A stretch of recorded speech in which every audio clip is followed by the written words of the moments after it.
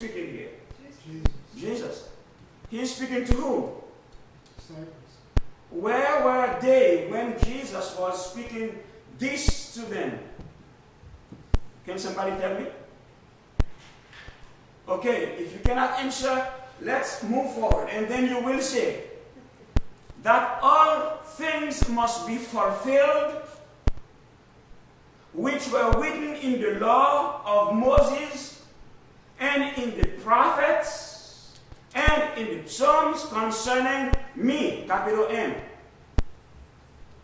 So, how many things should be fulfilled in the scripture concerning Jesus?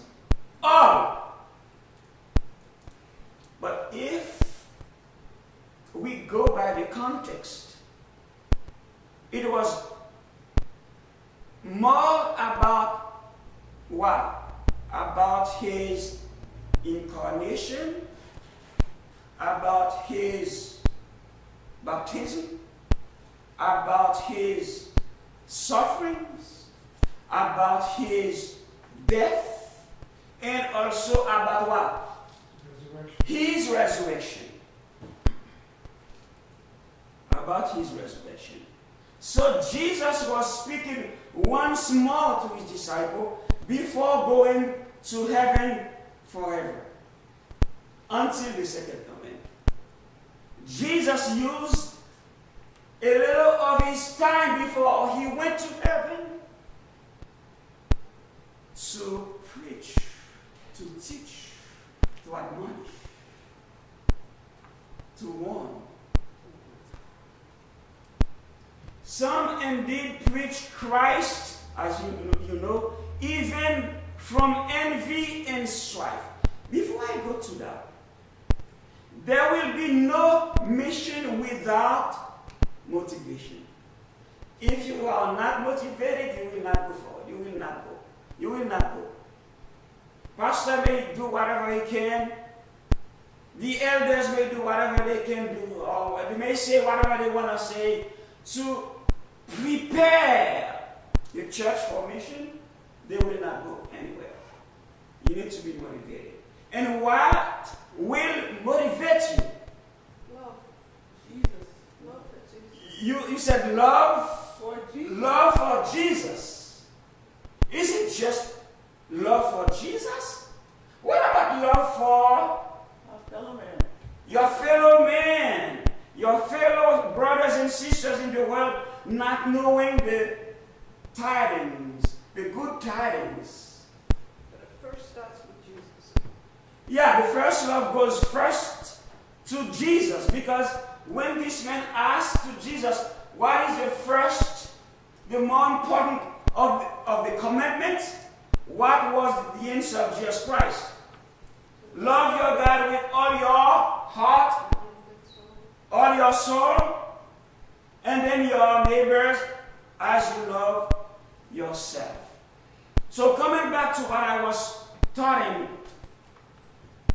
it says, some indeed preach Christ even from envy and strife, and some also from goodwill. Have you ever seen somebody?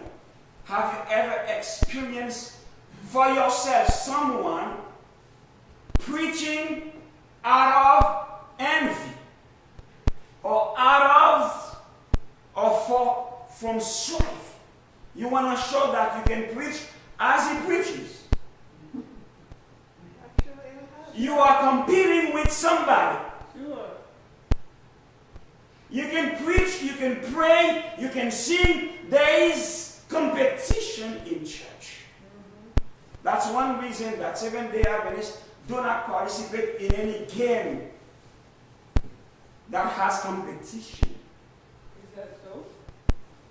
You said what? I say, is that really so, though? I know it's not really so, but this is the ideal for church members not to compete with each other. Right. This will bring forth what? Envy, jealousy, strife. That's right. Let alone what it does to the body, because it changes the blood. Yes. And I'm telling More you, acidic. And you cannot, yes, sister, you cannot even sleep. How could this man beat me? Even with Bible trivia? No good. No good, sister. No good. We preach from what? Strife, envy, and some fall also from goodwill. Yes, goodwill. Yeah, this is good.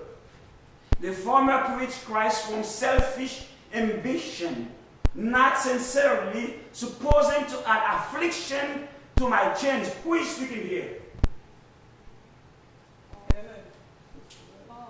Paul is speaking here in Philippians chapter 1, verses 15 to 18. But the latter out of love. This is what should motivate us to preach the gospel, to go for mission. It's love.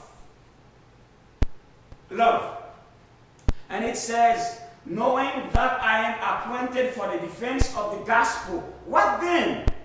Only that in every way, whether in pretense or in truth, Christ is preached, and in this I rejoice. Yes, will rejoice. Now, what is Paul talking about here?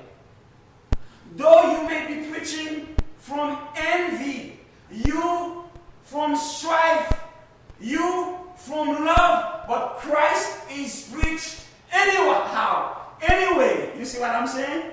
Let me put it in context for you. Let's say that you, my brother, my sister, you are members of this church. And you, my sister, you're not member of this church. Okay. No, I'm just putting context for you. Okay. I'm wondering, how did you know? Oh, okay. Okay, now, I am preaching, pointing out your sin, but using the Bible. But in the back of my mind, I'm addressing your own issues, your problems, displaying them in plain view, so that every church member can see that you're a bad church member. But I did not name your name. I didn't say anything about your name. And I didn't look at you. I didn't point my finger at you. You said, this is a very good message. But he said in his heart, this is not a very good message. He's talking about me. What does that mean? Jesus is preached anyhow because you didn't know anything about what I was saying. How many members have heard a sermon and thought it was actually directed to them? Yeah. So that happens all the time. One time, I was preaching in a church. There was a rich man in the gathering, a millionaire. He was my friend, but I didn't know certain things about him. And there was a sister in the church. I didn't know anything about her. She was my friend.